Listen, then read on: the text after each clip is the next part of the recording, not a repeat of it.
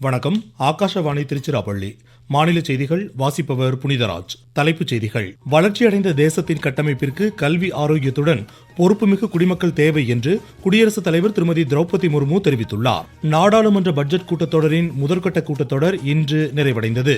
மத்திய உள்துறை அமைச்சரும் பிஜேபி மூத்த தலைவருமான திரு அமித்ஷா பல்வேறு நிகழ்ச்சிகளில் பங்கேற்பதற்காக இன்று திருச்சி வருகிறார்.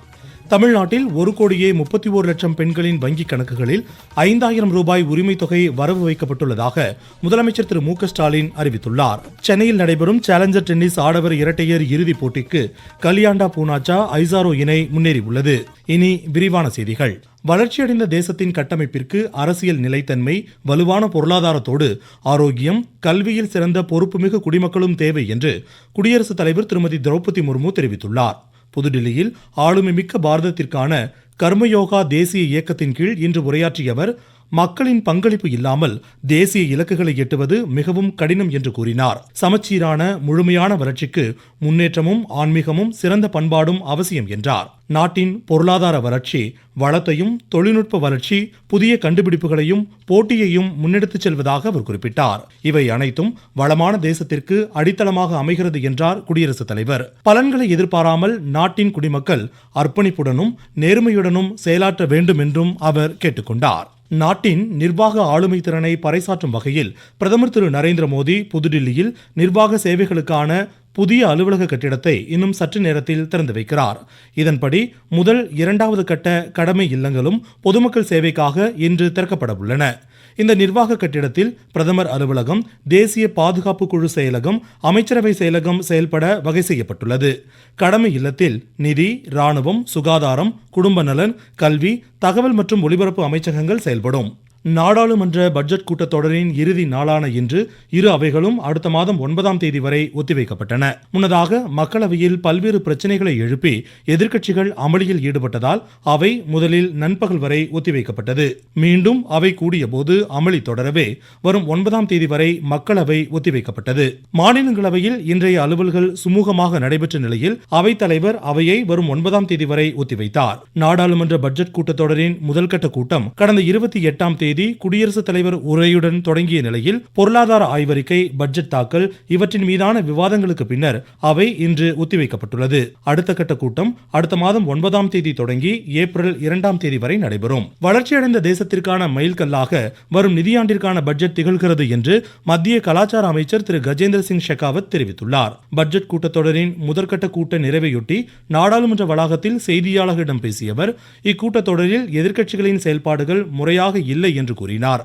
நிதிநிலை அறிக்கை மீதான விவாதங்களில் எதிர்க்கட்சிகள் பங்கேற்காதது ஜனநாயக மதிப்பீடுகளுக்கு எதிரானது என்றும் தெரிவித்தார். மனித ஆரோக்கியத்திற்கு தகுதியற்றதாக ஒரு மருந்து கண்டறியப்பட்டால் உடனடியாக சந்தையிலிருந்து அது திரும்ப பெறப்படுவதாக மத்திய சுகாதார குடும்ப நலத்துறை அமைச்சர் திரு ஜே.பி. நட்டா தெரிவித்துள்ளார். மக்களவையில் இன்று கேள்வி ஒன்றுக்கு பதிலளித்த அவர், கோடியின் அடிப்படையிலான இருமல் மருந்து உட்கொண்டு யாரும் உயிரிழந்ததாக இதுவரை தகவல் இல்லை என்று சுட்டிக்காட்டினார். உலக வானொலி தினம் இன்று கொண்டாடப்படுகிறது. குடியரசு துணைத் தலைவர் திரு சி.பி. ராதாகிருஷ்ணன் விடுத்துள்ள செய்தியில், டிஜிட்டல் தளங்கள், பாட்காஸ்ட் என பரிணாம வளர்ச்சி அடைந்து தலைமுறைகளை கடந்து மக்களை இணைக்கும் வானொலியின் முக்கியத்துவத்தை கொண்டாடுவோம் என்று கூறியுள்ளார். பிரதமர் திரு நரேந்திர மோடி தமது செய்தியில், கிராமங்கள் முதல் நகரங்கள் வரை மக்களின் நம்பிக்கைக்குரிய குரலாக வானொலி திகழ்வதாக கூறியுள்ளார். மனதின் குரல் நிகழ்ச்சியின் மூலம் வானொலியின் வலிமையை தாம் உணர்ந்துள்ளதாக கூறியுள்ள அவர், வரும் 22ஆம் தேதி நடைபெறவுள்ள நிகழ்ச்சிக்கான கருத்துக்களை மக்கள் பகிர வேண்டும் என்றும் கேட்டுக்கொண்டுள்ளார். மத்திய தகவல் ஒலிபரப்புத்துறை இணையமைச்சர் டாக்டர் எல். முருகன் விடுத்துள்ள வாழ்த்துச் செய்தியில், மக்களுக்கு செய்திகளையும் பிற தகவல்களையும் வழங்குவதில் வானொலி முக்கிய பங்காற்றுவதாக கூறியுள்ளார். இந்த ரேடியோவானது நம்முடைய மொழி, கலாச்சாரம், பண்பாடு இதையெல்லாம் சாதாரண மக்கள் இடத்துல எடுத்து செல்லுகின்ற ஒரு மிகப்பெரிய கருவியாக இந்த ரேடியோ இருந்து கொண்டிருக்கிறது. இன்றைக்கும் இந்தியா முழுவதும் கிட்டத்தட்ட 70% மக்கள் ரேடியோவை ஒரு சாதனமாக பயன்படுத்துகின்ற சூழல் இருந்து கொண்டிருக்கிறது. அரசாங்கத்தினுடைய செய்திகள், விளையாட்டு, கலாச்சாரம், அறிவியல் அனைத்து நிகழ்வுகளும் கூட சாதாரண மக்களுக்கு எடுத்து செல்லுகின்ற ஒரு அரிய பணியை ரேடியோ செய்து கொண்டிருக்கிறது. இத்தினத்தையொட்டி தத்தம் வானொலி அனுபவங்களை நேயர்கள் எமது செய்தி பிரிவிடம் பகிர்ந்து கொள்கையில், சமூக வளர்ச்சியில், மேம்பாட்டில் தனிமனிதனுடைய வளர்ச்சிக்கு அடிப்படையாக அமைவது வானொலி. குறிப்பாக என்னை போன்ற கிராமப்புறத்திலிருந்து வந்த ஆசிரியர்கள், பேராசிரியர்களுக்கெல்லாம் வானொலி ஒரு மிகப்பெரிய அறிவு சார்ந்த பல்கலைக்கழகம் என்று சொன்னால் அது மிக இல்லை. நான் doctor Usha Nandini, psychiatrist from Thanjavur. Radio அப்படின்றது மனநலம் ரீதியா தனிமை அப்படின்ற ஒரு இடத்துல அழகான ஒரு பார்ட்னராகவும் ஒரு சுகம் தரக்கூடிய ஒரு விஷயமாவும் இருந்துகிட்டு வருது. என் பேர் ஒண்டிமுத்து. நான் ஒரு வேளாண் தொழில் முனைவர். வானொலி ஒரு கருவி மட்டுமல்ல, அது ஒரு உணர்வு. நவீன தொழில்நுட்பமாக இருக்கட்டும், காலநிலை மாற்றங்களா இருக்கட்டும், இது எல்லாத்தையும் ஒருங்கே கொடுக்கக்கூடிய ஒரு நண்பன் தான் இந்த வானொலி. நீங்கள் கேட்டுக்கொண்டிருப்பது ஆகாசவாணியின் மாநில செய்தி அறிக்கை. ஊரக வளர்ச்சிக்கான புதிய அத்தியாயம். வளர்ச்சி அடைந்த இந்தியாவிற்கான ஊரக வேலைவாய்ப்பு உறுதி மற்றும் வாழ்வாதார சட்டம். இந்த சட்டம் ஆண்டிற்கு 125 நாட்கள் வேலையை உறுதி செய்கிறது. வாரந்தோறும் ஊதியம் வழங்கப்படுவது கட்டாயமாக்கப்பட்டுள்ளது. பணி முடிந்த 15 நாட்களுக்குள் ஊதியம் வழங்குவதை உறுதி செய்வதற்கான சிறப்பம்சங்களும் இதில் இடம்பெற்றுள்ளன. கால தாமதமாக ஊதியம் வழங்கப்பட்டால் அதற்கான இழப்பீட்டு தொகைக்கும் இதில் வகை செய்யப்பட்டுள்ளது. வளர்ச்சி அடைந்த இந்தியாவிற்கான பயணத்தில் மோடி அரசு தொடரும் சீர்திருத்த நடவடிக்கைகள். மத்திய உள்துறை அமைச்சரும் பிஜேபி மூத்த தலைவருமான திரு அமித்ஷா பல்வேறு நிகழ்ச்சிகளில் பங்கேற்பதற்காக இன்று இரவு திருச்சி வருகிறார். வரும் சட்டப்பேரவைத் தேர்தலையொட்டி தேசிய ஜனநாயக கூட்டணியின் நிலைப்பாடு, முன்னேற்பாடுகள் குறித்து பிஜேபி மூத்த தலைவர்களுடன் அவர் ஆலோசனை மேற்கொள்ள உள்ளார். காரைக்காலில் நாளை நடைபெறும் கட்சி சார்ந்த நிகழ்ச்சியில் பங்கேற்கும் திரு அமித்ஷா அங்கு நடைபெறும் பொதுக்கூட்டத்திலும் உரையாற்றுகிறார். தமிழ்நாட்டில் மகளிர் உரிமை தொகை திட்டத்தின் கீழ் 1,31,00,000 மகளிருக்கு 5,000 ரூபாய் இன்று வரவு வைக்கப்பட்டுள்ளதாக முதலமைச்சர் திரு மு.க. ஸ்டாலின் தெரிவித்துள்ளார். பிப்ரவரி, மார்ச், ஏப்ரல் மாத தொகையுடன் கோடைக்கால சிறப்பு தொகையாக 2,000 ரூபாய் என மொத்தம் 5,000 ரூபாய் வழங்கப்பட்டுள்ளதாக கூறியுள்ளார். திமுக மீண்டும் ஆட்சிக்கு வந்தால் இந்த உரிமை தொகை 2,000 ரூபாயாக உயர்த்தப்படும் என்றும் அறிவித்துள்ளார். இதனிடையே தூத்துக்குடியில் செய்தியாளர்களிடம் பேசிய மாநில சமூக நலத்துறை அமைச்சர் திருமதி கீதா ஜீவன், மகளிர் உரிமை தொகை திட்டத்தின் கீழ் ஆண்டிற்கு 3 லட்சம் ரூபாய்க்கு குறைவாக வருமானம் உடைய மகளிர் இதுவரை இத்தொகை பெறவில்லை எனில் அவர்களின் மனுக்கள் பரிசீலிக்கப்பட்டு விரைவில் வழங்கப்படும் என்றார். தமிழ்நாட்டில் கடந்த 5 ஆண்டுகளில் 1.5 லட்சம் இளைஞர்களுக்கு அரசு வேலைவாய்ப்பு வழங்கப்பட்டுள்ளதாக முதலமைச்சர் கூறியுள்ளார். டிஎன்பிஎஸ்சி உள்ளிட்ட தேர்வு முகமைகள் மூலம் தேர்வு செய்யப்பட்ட 9,801 நபர்களுக்கு பணி நியமன ஆணைகளை இன்று வழங்கி பேசிய அவர், இளைஞர்களுக்கான வளமான எதிர்காலத்தை உருவாக்க முயற்சிகள் மேற்கொள்ளப்பட்டு வருவதாக தெரிவித்துள்ளார். உங்க கையில இருக்கக்கூடிய பணி நியமன ஆணை என்பது உங்க உழைப்புக்கான அங்கீகாரம் மட்டுமல்ல, உங்களுடைய எதிர்காலத்துக்கான உத்தரவாதம். இளைஞர்களான நீங்க தான் தமிழ்நாட்டுடைய பலம். நீங்க முன்னேறும் போதுதான் தமிழ்நாடும் இந்திய நாடும் முன்னேறுது. இதுவரைக்கும் நீங்க கற்ற கல்வி, பெற்ற அனுபவங்கள் ஆகியவற்றை இனி உங்க பணிகள் மூலமா இந்த சமூகத்துல விதைக்க போறீங்க.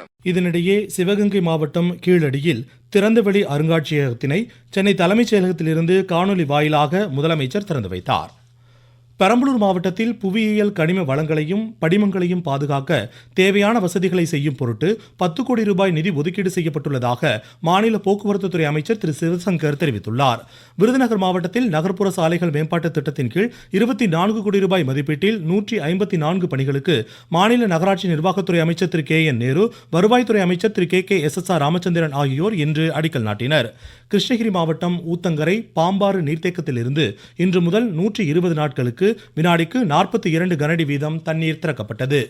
திண்டுக்கல் மாவட்டம் நல்லமநாயக்கன்பட்டி புனித அந்தோணியார் ஆலய திருவிழாவையொட்டி ஜல்லிக்கட்டு போட்டி இன்று நடைபெறுவதாக எமது செய்தியாளர் தெரிவிக்கிறார். திண்டுக்கல் மாவட்டம் நல்லமநாயக்கன்பட்டி புனித வனத்து அந்தோணியார் ஆலய திருவிழாவை முன்னிட்டு ஜல்லிக்கட்டு போட்டியானது விறுவிறுப்பாக நடைபெற்று வருகிறது. வாடிவாசலில் இருந்து சீரிப்பாயும் சுமார் 850க்கும் மேற்பட்ட காளைகளை அடக்க 400 மாடுபிடி வீரர்கள் களத்தில் உள்ளனர். திண்டுக்கல் மட்டுமல்லாது மதுரை, திருச்சி, தேனி உள்ளிட்ட பல்வேறு மாவட்ட காளைகளும் இதில் களம் கண்டுள்ளன. திண்டுக்கல் மாவட்டத்திலிருந்து ராஜசேகரன், சுப்பிரமணிய பாரதி. சென்னையில் நடைபெறும் சேலஞ்சர் டென்னிஸ் ஆடவர் இரட்டையர் இறுதிப் போட்டிக்கு இந்தியாவின் கல்யாண்டா பூனாச்சா தாய்லாந்தின் ஐசாரோ இணை முன்னேறியுள்ளது. இன்று நடைபெற்ற அரையிறுதியில் இந்த இணை இந்தியாவின் பிரஜ்வால் நிதின்குமார் இணையை 6-4, 6-1 என்ற நேர் செட்களில் வென்றது. மீண்டும் தலைப்புச் செய்திகள். வளர்ச்சியடைந்த தேசத்தின் கட்டமைப்பிற்கு கல்வி, ஆரோக்கியத்துடன் பொறுப்புமிகு குடிமக்கள் தேவை என்று குடியரசுத் தலைவர் திருமதி திரௌபதி முர்மு தெரிவித்துள்ளார். நாடாளுமன்ற பட்ஜெட் கூட்டத்தொடரின் முதற்கட்ட கூட்டத்தொடர் இன்று நிறைவடைந்தது. மத்திய உள்துறை அமைச்சரும் பிஜேபி மூத்த தலைவருமான திரு அமித்ஷா பல்வேறு நிகழ்ச்சிகளில் பங்கேற்பதற்காக இன்று திருச்சி வருகிறார். தமிழ்நாட்டில் 1,31,00,000 பெண்களின் வங்கிக் கணக்குகளில் 5000 ரூபாய் உரிமைத் தொகை வரவு வைக்கப்பட்டுள்ளதாக முதலமைச்சர் திரு மு க ஸ்டாலின் அறிவித்துள்ளார். சென்னையில் நடைபெறும் சேலஞ்சர் டென்னிஸ் ஆடவர் இரட்டையர் இறுதிப் போட்டிக்கு கலியாண்டா பூனாச்சா ஐசாரோ இணை முன்னேறியுள்ளது. இத்துடன் இந்த செய்தி அறிக்கை முடிவடைந்தது.